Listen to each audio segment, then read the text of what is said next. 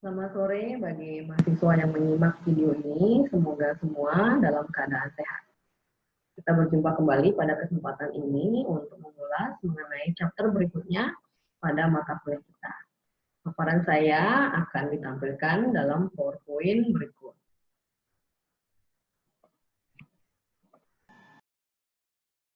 Tahapan yang kelima dalam penetapan harga adalah memilih metode pricing atau penetapan harga. Metode pricing yang pertama adalah markup pricing. Jadi markup pricing ini sesuai dengan namanya, yaitu menghitung berapa average cost untuk satu unit produk, kemudian menambahkan markup yang diinginkan, apakah 10% atau 20% atau di angka lainnya. Jadi markup biasanya akan ditetapkan lebih tinggi untuk produk-produk seasonal atau musiman. Ini untuk mengcover resiko produk tersebut tidak laku.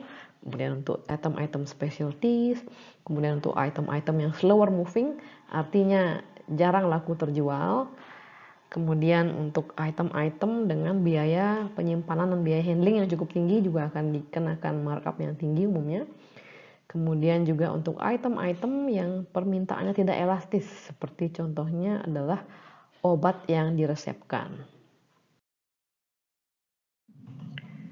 Metode markup pricing merupakan metode yang populer atau banyak digunakan karena beberapa keuntungan yang ditawarkan.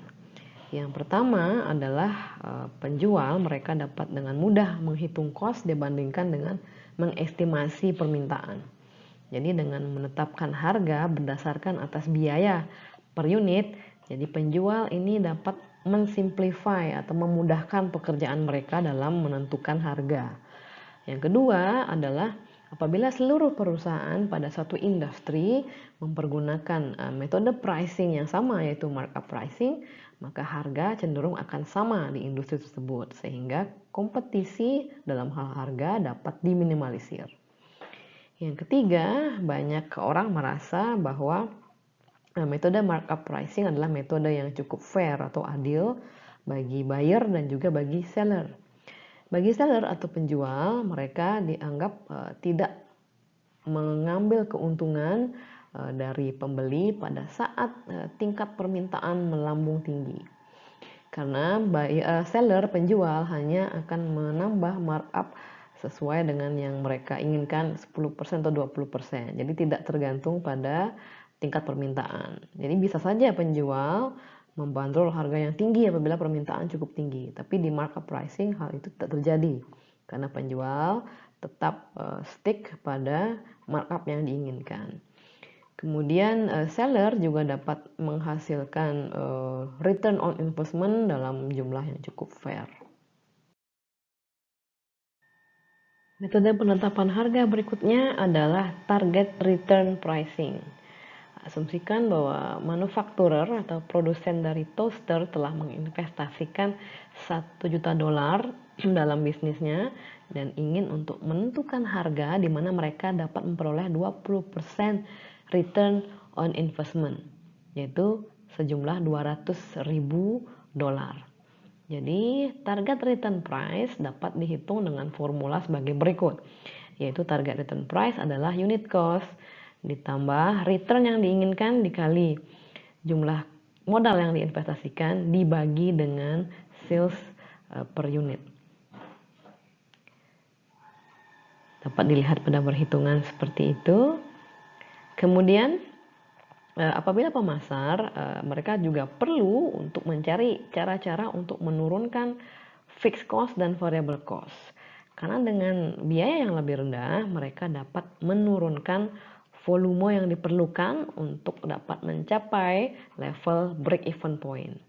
Contohnya adalah Acer, di mana Acer telah memperoleh peningkatan market share yang cukup baik pada pasar notebook melalui penetapan harga yang sangat rendah. Hal itu dimungkinkan karena Acer itu menetapkan atau menurunkan biaya dengan semaksimal mungkin dengan berbagai strateginya. Contoh strateginya adalah Acer hanya menjual produknya melalui retail dan outlet-outlet lain, dan mereka tidak memiliki outlet sendiri sehingga mampu menghemat biaya. Acer juga mengoutsource departemen manufacturing dan assembly-nya. Artinya, Acer tidak memproduksi sendiri dan tidak mengassembly sendiri notebooknya, tapi diserahkan pada perusahaan lain yang mampu melakukannya secara lebih efisien atau melakukannya dengan biaya yang lebih murah.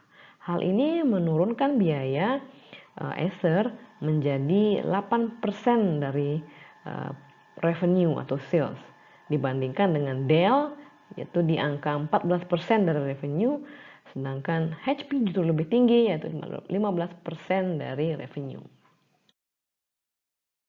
Metode penetapan harga berikutnya adalah metode perceived value atau penetapan harga berdasarkan atas nilai yang dipersepsikan oleh konsumen. Jadi nilai yang dipersepsikan atau persepsi nilai itu dibentuk oleh sejumlah faktor, yaitu adalah bagaimana image dari produk itu di benak pembeli, kemudian saluran distribusinya, garansi yang diberikan, layanan customer support, dan juga atribut-atribut yang soft, yang bersifat soft seperti reputasi dari penjual, keterpercayaan dari penjual, dan bagaimana esteem dari penjual. Walaupun perusahaan mengklaim produknya memberikan total nilai yang lebih tinggi dibandingkan produk kompetitor, tidak semua kompetitor meresponnya secara positif. Sejumlah konsumen hanya peduli pada harga, namun ada juga sejumlah typical segmen di mana yang mereka concern atau pedulikan adalah kualitas. Contohnya adalah Stag Umbrella atau payung merek Stag di India. Jadi di mana payung merupakan produk yang sangat penting pada 3 bulan di musim hujan non-stop di kota-kota seperti Mumbai. Jadi Stag ini menemukan dirinya terjebak pada perang harga yang cukup menyakitkan dengan kompetitor yang berasal dari Cina dengan produknya lebih murah. Setelah menyadari bahwa dengan menetapkan harga yang sangat rendah untuk menyaingi kompetitor dari Cina tersebut, mereka menyadari bahwa mereka telah mengorbankan kualitas mereka terlalu banyak. Kemudian manajer Stag memutuskan untuk tetap meningkatkan kualitas atau mempertahankan kualitas dengan memperkenalkan produk dengan warna-warna yang baru, desain yang baru, dan fitur-fitur tambahan seperti center yang ditambahkan pada payung, kemudian dapat juga mendengarkan musik yang direkam sebelumnya. Jadi walaupun Stag menetapkan harga yang lebih tinggi dibandingkan kompetitor Cina tersebut, penjualan Stag justru malah meningkat. Metode penetapan harga berikutnya adalah value pricing atau penetapan harga yang memberikan nilai maksimal bagi konsumen. Jadi untuk memenangkan loyal konsumen, perusahaan dalam metode ini adalah membandrol harga yang cukup rendah namun dengan kualitas yang cukup tinggi. Jadi caranya adalah dengan melakukan re-engineering pada operasi dari perusahaan, ini dipelajari di manajemen operasional, untuk menjadi produsen produk dengan biaya yang rendah tanpa harus mengorbankan kualitas. Jadi hal ini untuk menarik sejumlah besar konsumen yang mencari nilai terbaik dari suatu produk. Artinya, cost itu jauh lebih rendah daripada benefit yang diperoleh. Jadi sejumlah pemain yang menerapkan strategi value pricing ini adalah IKEA, Target, dan Southwest Airlines. Kemudian pada tahun 90-an, P&G menciptakan suatu kegegeran atau membuat geger saat dia menurunkan harganya untuk produk-produk supermarket yang mereka produksi seperti Pampers, kemudian deterjen cair Tide, Folgers Coffee, dan memberikan harga berdasarkan strategi value pricing. Jadi untuk melakukan hal tersebut, P&G meredesain cara mereka dalam mengembangkan produk, memproduksi, mendistribusikan, memasarkan produk, sehingga mereka memberikan atau memberikan nilai yang lebih baik pada setiap poin di supply chain. Metode penetapan harga berikutnya adalah going rate pricing. Pada going rate pricing, perusahaan menetapkan harga berdasarkan atas harga kompetitor. Jadi pada industri oligopoli di mana terdapat hanya sedikit pemain di dalamnya, itu seperti contohnya perusahaan industri-industri komoditas seperti baja, kertas, dan pupuk, seluruh perusahaan di dalamnya umumnya men-charge harga yang sama untuk produknya. Perusahaan yang lebih kecil mereka umumnya mengikuti perusahaan yang lebih besar atau pemimpin pasar. Saat pemimpin pasar mengubah harga, mereka juga ikut mengubah harga. Going rate pricing ini adalah strategi yang cukup populer pada kondisi di mana biaya itu sulit untuk diukur dan pada saat respon kompetitor ini tidak pasti. Jadi perusahaan merasa bahwa going rate pricing adalah solusi yang baik karena dianggap mencerminkan kondisi industri secara keseluruhan. Kemudian metode penetapan harga berikutnya adalah metode penetapan harga lelang. Jadi penetapan harga lelang ini menjadi semakin populer terutama dengan semakin banyaknya e-marketplace yang menjual apapun. Tipe lelang yang pertama adalah English auctions di mana terdapat satu penjual dan banyak pembeli. Pada situs seperti eBay dan Amazon, penjual meletakkan atau mempost satu item dan kemudian bidders atau para pembeli itu menaikkan harga mereka sampai dengan harga tertinggi itu tercapai. Kemudian penawar tertinggi ini memperoleh item yang dijual tersebut. English auctions ini umumnya digunakan untuk menjual barang-barang antik, real estate, dan juga kendaraan-kendaraan atau peralatan bekas. Tipe yang kedua yaitu Dutch auctions. Ini memfitur satu seller dan juga banyak buyer atau satu buyer dan banyak seller. Pada tipe yang pertama yaitu pelelang akan mengumumkan harga yang tinggi untuk satu produk dan kemudian perlahan menurunkan harganya sampai seorang penawar menerimanya. Kemudian di tipe yang kedua di mana terdapat satu buyer dan banyak seller, buyer ini akan mengumumkan sesuatu yang dia inginkan untuk beli. Kemudian para penjual potensial akan berkompetisi untuk menawarkan harga terendah. Berikutnya adalah lelang penawaran tertutup. Jadi pada tipe ini para calon supplier akan mengirimkan satu angka penawaran mereka. Mereka tidak dapat mengetahui penawar-penawar lain itu menawar di angka berapa. Jadi pemerintah umumnya menggunakan metode ini untuk memilih supplier mereka. Jadi supplier dalam tipe lelang ini mereka tidak akan menawarkan harga di bawah biaya mereka, namun juga tidak berani menetapkan harga terlalu tinggi karena akan takut kalah bersaing dengan penawar yang lain. Tahapan keenam dalam penentuan harga adalah memilih harga final. Ini metode penetapan harga itu mempersempit range di mana perusahaan harus memilih harga final yang akan ditetapkan. Dalam memilih harga atau menetapkan harga, perusahaan perlu mempertimbangkan faktor-faktor seperti pengaruh dari aktivitas pemasaran lain, kemudian kebijakan penetapan harga perusahaan, kemudian gain and risk sharing pricing, dan terakhir adalah pengaruh dari harga terhadap pihak-pihak lainnya. Poin yang pertama adalah pengaruh dari kegiatan pemasaran yang lain terhadap harga. Merek dengan kualitas yang average atau rata-rata, namun memiliki anggaran iklan yang cukup tinggi, mereka dapat membandrol harga yang premium terhadap produknya. Karena konsumen bersedia untuk membayar harga yang lebih tinggi untuk produk yang mereka ketahui dibandingkan produk yang mereka tidak ketahui. Kemudian brand dengan kualitas yang tinggi dan juga budget iklan yang tinggi, mereka mampu membandrol harga yang tinggi terhadap produk mereka. Kemudian sebaliknya, brand dengan kualitas yang rendah, dengan budget iklan yang rendah, mereka hanya memungkinkan untuk mencas harga yang terendah di industri. Poin berikutnya adalah kebijakan penetapan harga perusahaan. Harga hendaknya konsisten dengan kebijakan penetapan harga oleh perusahaan.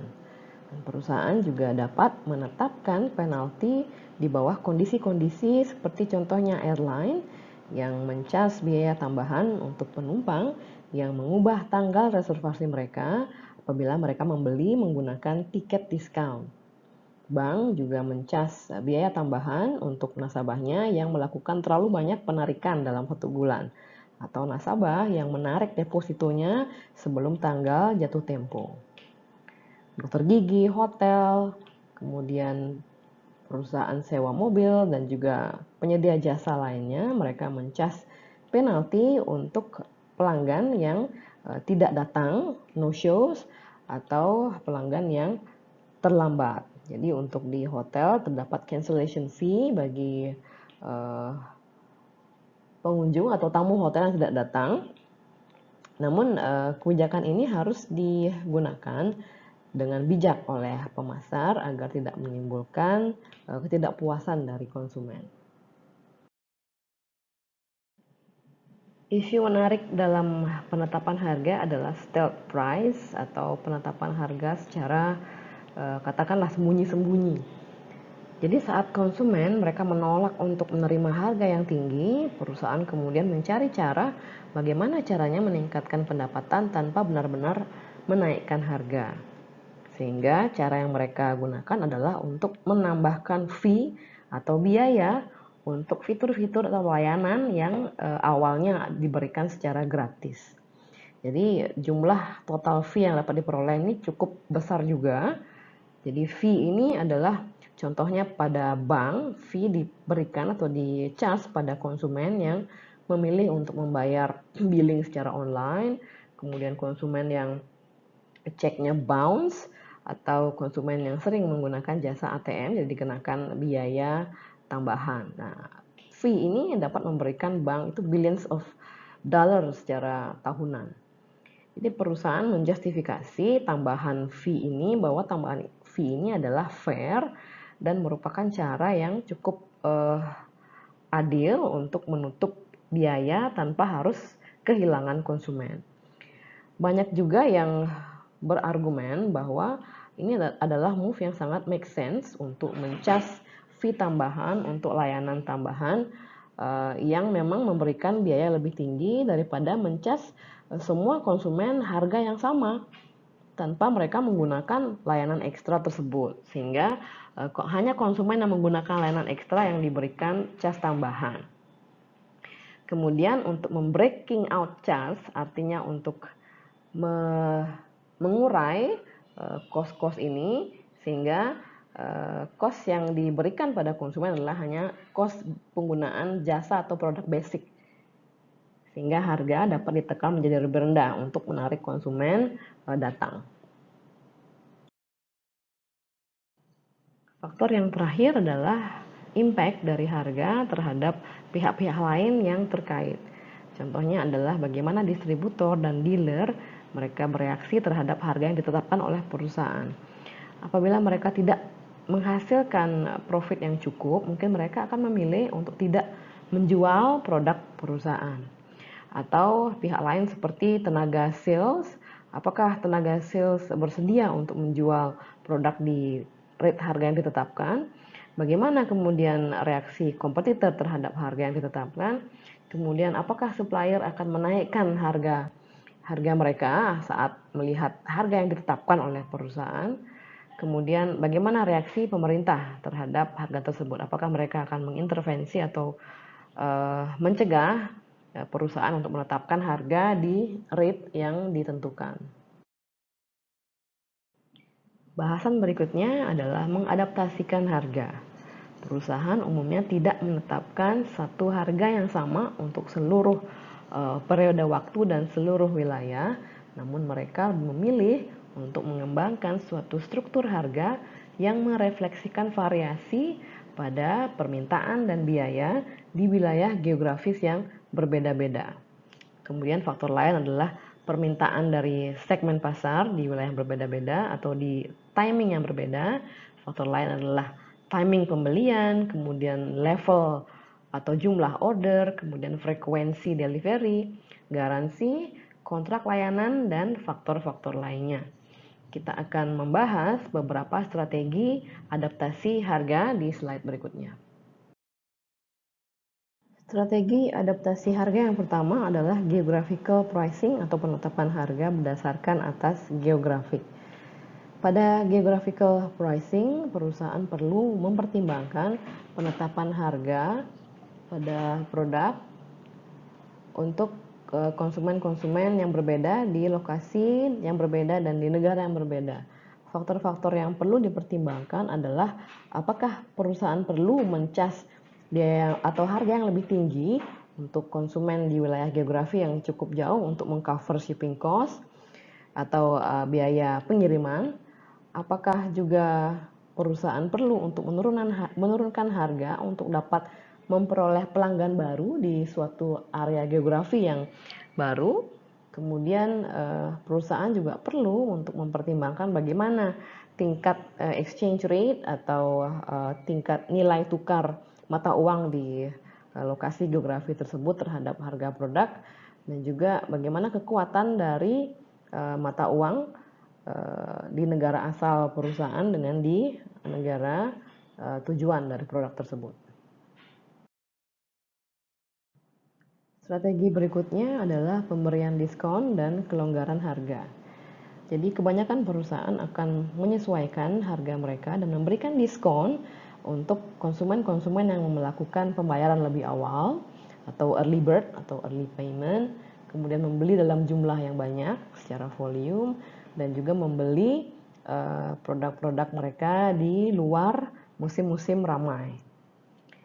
Kemudian isu lainnya adalah hanya orang-orang dengan pendapatan yang tinggi dan dengan tingkat keterlibatan yang tinggi terhadap suatu produk yang bersedia untuk membayar lebih untuk fitur-fitur, layanan konsumen, kualitas, kenyamanan, dan juga untuk suatu brand atau merek. Sehingga akan merupakan suatu kesalahan untuk sebuah brand yang kuat dan juga berbeda, artinya unik, untuk terjun atau ikut dalam melakukan diskon harga untuk merespon serangan-serangan dari merek-merek lain yang menurunkan harga. Karena merek yang kuat justru biasanya dihargai oleh konsumen, dan apabila menurunkan harga justru dapat mengorbankan reputasi dari merek tersebut. Kemudian pada saat yang sama, memberikan diskon juga dapat menjadi suatu alat yang bermanfaat bagi perusahaan saat mereka memperoleh juga suatu imbal balik dari pembelian diskon tersebut. Contohnya adalah saat konsumen bersedia untuk menandatangani kontrak yang lebih panjang untuk menggunakan jasa perusahaan misalnya, sehingga perusahaan bersedia memberikan diskon. Atau apabila konsumen bersedia untuk melakukan pemesanan secara online sehingga mengurangi cost bagi perusahaan. Atau apabila konsumen membeli dalam kuantitas yang cukup banyak sehingga perusahaan akan bersedia untuk memberikan diskon. Perusahaan umumnya mempergunakan sejumlah teknik penetapan harga untuk menstimulasi atau mendorong penjualan. Teknik yang pertama adalah loss leader pricing. Supermarket dan department store umumnya menurunkan harga untuk brand-brand yang cukup terkenal untuk mendorong atau menarik pembeli untuk datang. Strategi ini visible apabila pendapatan pada penjualan selain dari penjualan yang tadi dapat mengkompensasi margin yang rendah untuk brand-brand yang cukup terkenal di diskon tadi. Kemudian teknik yang kedua adalah special event pricing. Penjual akan menetapkan harga spesial pada musim-musim tertentu untuk menarik lebih banyak konsumen. Contohnya adalah setiap Agustus akan diberikan back to school sales umumnya bagi penjual-penjual yang menjual peralatan sekolah. Metode berikutnya adalah special customer pricing, artinya penetapan harga bagi customer khusus. Penjual biasanya menawarkan special price secara eksklusif untuk konsumen tertentu. Contohnya Roadrunner Sports menawarkan member Run America Club-nya penawaran online eksklusif dengan diskon harga lebih besar dari customer reguler mereka.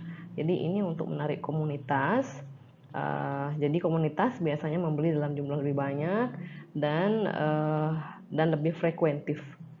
Kemudian teknik berikutnya adalah cash rebate atau kita kenal dengan cashback.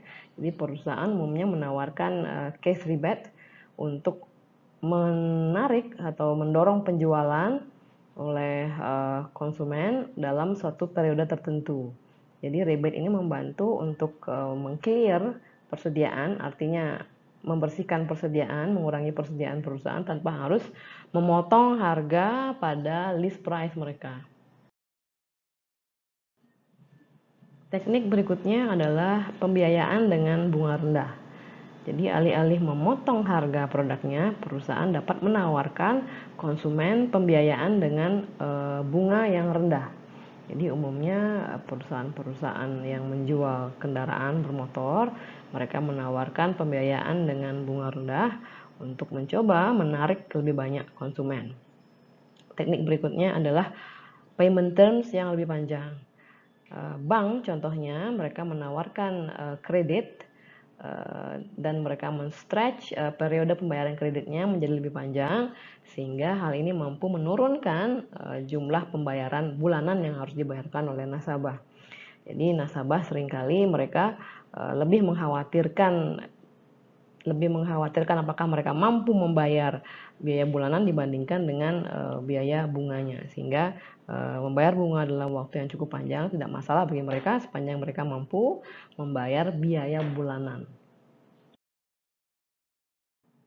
Teknik berikutnya adalah garansi dan kontrak layanan. Perusahaan dapat mendorong penjualan dengan cara menambahkan garansi secara gratis atau menambahkan kontrak layanan dengan harga yang rendah atau bahkan gratis. Teknik berikutnya adalah diskon psikologis.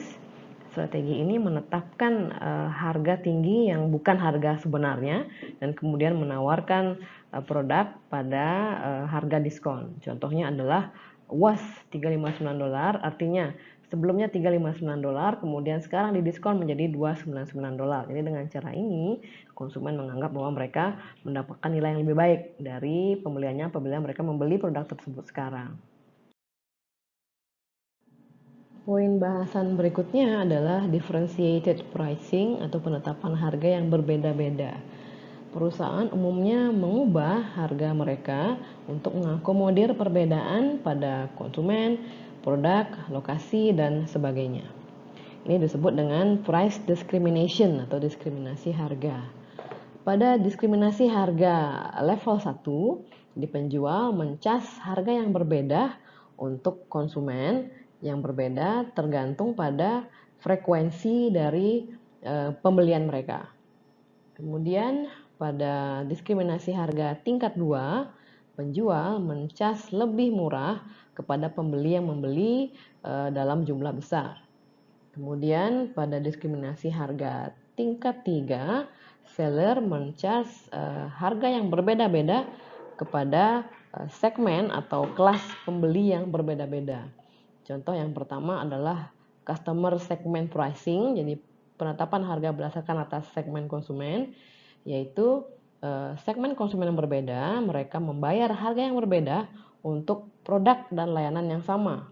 Contohnya, museum seringnya mencas harga tiket masuk yang lebih murah untuk segmen pasar seperti murid, mahasiswa, dan untuk senior citizen atau lansia. Berikutnya adalah penetapan harga berdasarkan bentuk produk. Versi yang berbeda dari produk dapat dikenakan harga yang berbeda dan tidak secara proporsional mengikuti biayanya. Contohnya Evian, mereka menetapkan harga $2 untuk satu botol mineral waternya, yaitu dengan jumlah 48 ounce. Kemudian mereka menetapkan harga lebih mahal, yaitu $6 untuk hanya 1,7 ounce air tersebut yang ditempatkan pada moisturizer spray. Jadi ini adalah bentuk produk yang berbeda. Yang satunya adalah untuk minum, botol minum, yang satunya adalah untuk spray sebagai moisturizer, umumnya untuk wajah. Padahal produknya sama, namun ditetapkan harga berbeda. Kemudian berikutnya adalah image pricing, penetapan harga berdasarkan image. Beberapa perusahaan menetapkan harga untuk produk yang sama, namun dengan harga yang berbeda karena perbedaan image atau citra. Contohnya produsen parfum, mereka mengisi parfumnya pada suatu botol, memberikan suatu nama dan image, kemudian memberikan harga $10 setiap ounce-nya. Dan parfum yang sama ditempatkan di botol yang berbeda yang lebih menarik, diberikan nama dan image yang lebih menarik, dan dibanderol seharga $30 per ounce. Jadi ini adalah penetapan harga berdasarkan atas image.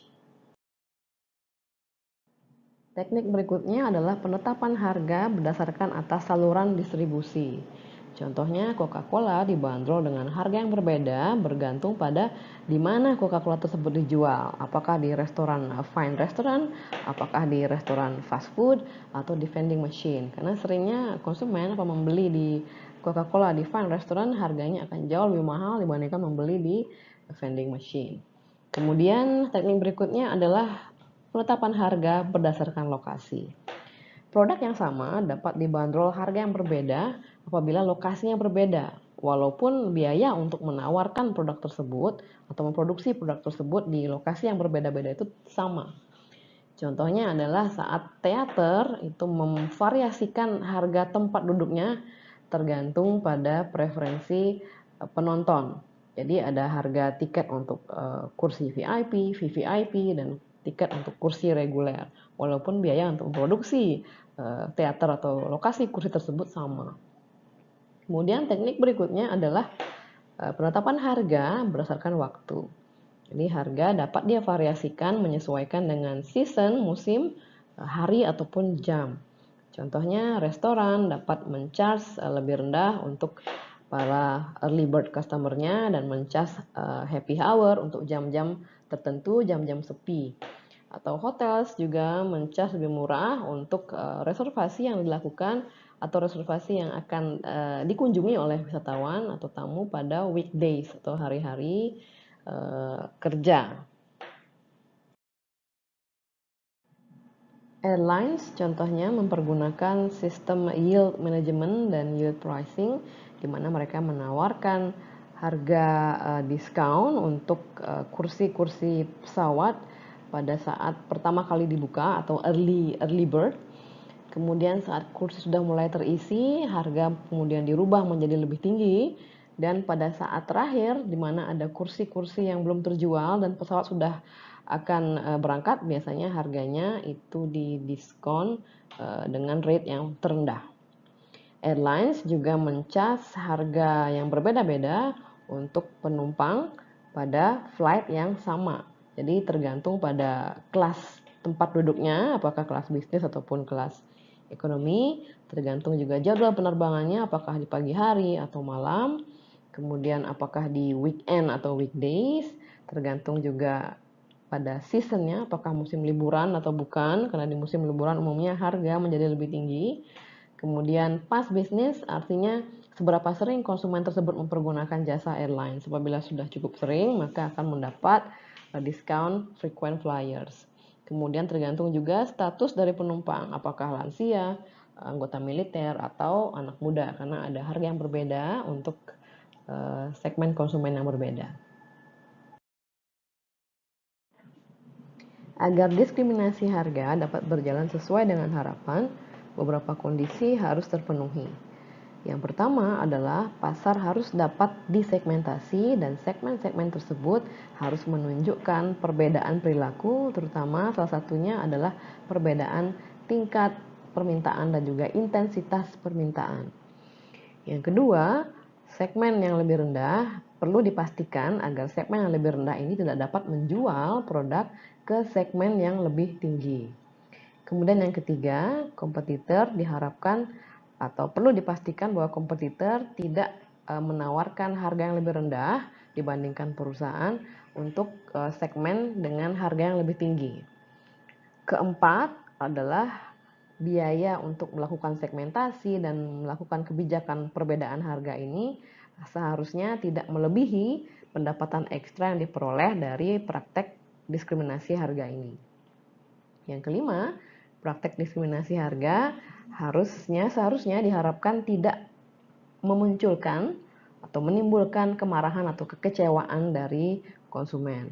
Yang keenam, tentu saja bentuk diskriminasi harga ini harus atau tidak boleh berbentuk atau bersifat ilegal. Bahasan berikutnya adalah menginisiasi dan merespon perubahan pada harga. Yang pertama adalah menginisiasi potongan harga. Sejumlah kondisi dapat mendorong perusahaan untuk memotong harganya atau menurunkan harganya.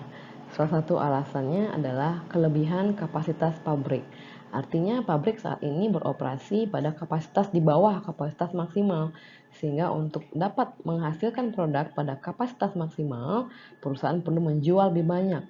Untuk menjual lebih banyak, perusahaan perlu menginisiasi penurunan harga sehingga dapat mendorong penjualan. Kemudian alasan lain adalah perusahaan menurunkan harga adalah dengan alasan untuk dapat mendominasi pasar melalui harga yang rendah saat pertama kali diperkenalkan. Namun strategi penurunan harga dapat berakibat pada jebakan-jebakan berikut.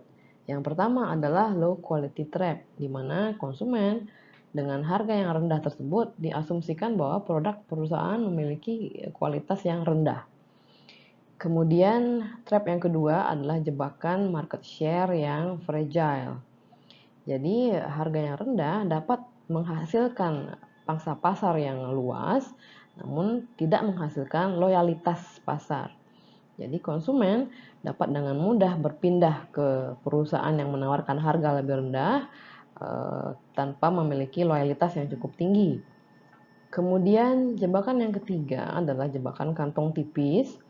Jadi kompetitor yang memiliki atau menetapkan harga lebih tinggi dapat menyesuaikan harga atau menurunkan harganya agar sama dengan perusahaan, dan mereka dapat stay lebih lama dengan strategi tersebut karena mereka memiliki jumlah cadangan uang yang lebih banyak untuk dapat bertahan dengan harga rendah tersebut lebih lama. Sehingga dengan strategi ini perusahaan dapat merugi atau bahkan keluar dari industri karena langkah dari kompetitor tersebut.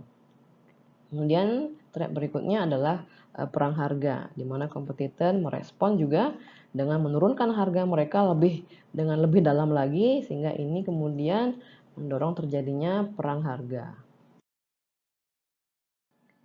Bahasan berikutnya adalah menginisiasi peningkatan harga. Sejumlah kondisi dapat mendorong perusahaan untuk melakukan peningkatan harga, salah satunya yaitu inflasi. Biaya yang meningkat yang tidak dapat dikompensasi dengan peningkatan produktivitas dapat menurunkan profit margin dan mendorong perusahaan untuk menaikkan harganya. Perusahaan menaikkan harganya kadang lebih tinggi daripada peningkatan biayanya.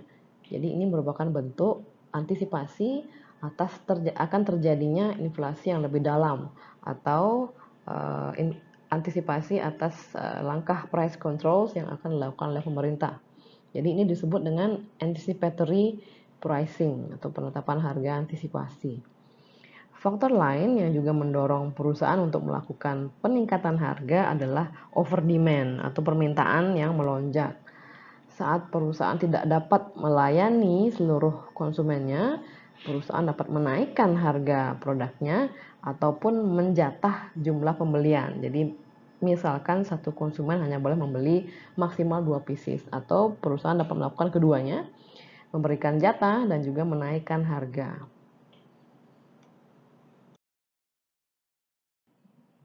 Sejumlah teknik dapat dilakukan untuk dapat mengurangi keterkejutan konsumen atau reaksi konsumen yang tidak diharapkan saat harga dinaikkan. Salah satunya adalah dengan mengelola sense of fairness, jadi di sekitar harga yang ditingkatkan, dengan cara memberikan konsumen pemberitahuan lebih awal bahwa harga akan naik, sehingga mereka dapat melakukan pembelian sebagai stok mereka di masa depan, atau mereka dapat shop around atau melihat-lihat kompetitor yang menawarkan produk yang lebih murah. Kemudian peningkatan harga yang cukup tajam ini juga perlu dijelaskan dengan cara-cara yang dapat dipahami dengan baik oleh konsumen. Teknik lainnya adalah membuat kenaikan harga itu tidak terlalu terlihat. Contohnya adalah dengan yang pertama melakukan eliminasi diskon atau tidak lagi menawarkan diskon. Yang kedua adalah meningkatkan jumlah minimum order. Yang ketiga dengan mengurangi produksi untuk produk-produk yang memiliki margin profit yang rendah. Kemudian juga untuk kontrak, untuk project long term itu harus mengandung klausul eskalator yang berdasarkan atas faktor seperti peningkatan pada indeks harga nasional. Saat resistensi konsumen cukup tinggi terhadap kenaikan harga, pemasar dapat mencoba untuk mencari alternatif untuk menghindari mereka untuk melakukan kenaikan harga. Beberapa contoh yang populer adalah yang pertama dengan mengurangi jumlah produk alih-alih menaikkan harga. Contohnya adalah Hershey yang tetap memasarkan produknya dengan harga yang sama, namun mereka mengurangi ukurannya. Yang kedua adalah dengan mensubstitusi barang-barang yang atau ingredients yang cukup mahal. Contohnya adalah banyak perusahaan permen itu yang mengganti coklat asli atau bahan coklat asli mereka dengan bahan coklat sintetis untuk dapat mengurangi efek dari kenaikan harga kakao. Teknik berikutnya adalah dengan mengurangi fitur-fitur produk yang dirasa kurang penting sehingga dapat mengurangi biaya. Kemudian berikutnya adalah juga mengurangi layanan-layanan seperti layanan instalasi atau layanan free delivery. Kemudian berikutnya menggunakan packaging atau kemasan yang lebih ekonomis. Kemudian juga berikutnya adalah dengan mengurangi jumlah variasi produk sehingga dengan memangkas produk-produk yang kurang begitu terjual dapat mengurangi biaya yang harus ditanggung oleh perusahaan. Berikutnya adalah dengan memperkenalkan merek yang lebih ekonomis. Contohnya adalah bagaimana supermarket atau mega market mereka memperkenalkan produk-produk mereka yang dibanderol dengan harga lebih murah daripada merek-merek nasional. Seperti contohnya bagaimana Lotte Mart memproduksi tisu buatan mereka sendiri yang dipasang dengan merek mereka sendiri yang dihargai atau dibanderol dengan harga lebih murah dibandingkan merek-merek tisu yang sudah dikenal secara nasional. Berikutnya adalah merespon perubahan harga yang dilakukan oleh kompetitor.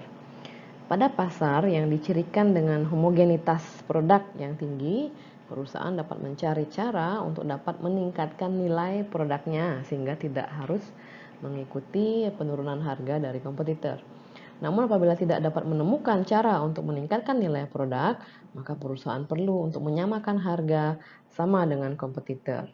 Kemudian apabila kompetitor menaikkan harga pada pasar produk yang homogen, perusahaan lain mungkin tidak perlu mengikuti kenaikan harga tersebut apabila kenaikan harga tersebut tidak memberikan manfaat pada industri secara keseluruhan.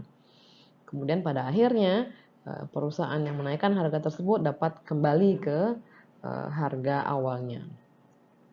Terdapat 3 respon yang mungkin dapat dilakukan untuk dapat merespon penurunan harga dari kompetitor atau merespon kompetitor yang memiliki harga atau biaya rendah, low cost competitors.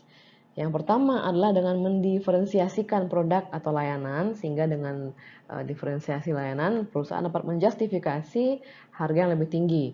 Ini dapat berupa penambahan layanan, perbedaan produk sehingga terlihat unik sehingga harga yang lebih tinggi tidak menjadi masalah. Yang kedua adalah dengan memperkenalkan merek yang lebih rendah. Ini serupa dengan strategi yang pernah kita bahas di bahasan sebelumnya, yaitu melakukan down market stretch, artinya menawarkan merek untuk segmen yang lebih rendah. Kemudian berikutnya adalah mereinvent diri sebagai pemain yang menghasilkan produk dengan biaya rendah. Ini dilakukan dengan cara melakukan re-engineering. Jadi re-engineering ini merupakan salah satu bahasan yang dapat diperoleh pada mata kuliah manajemen operasional.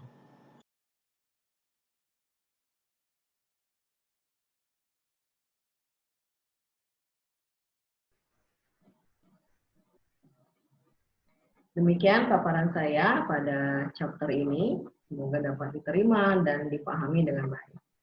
Kita berjumpa kembali di video berikutnya. Terima kasih atas atensinya dan selamat sore.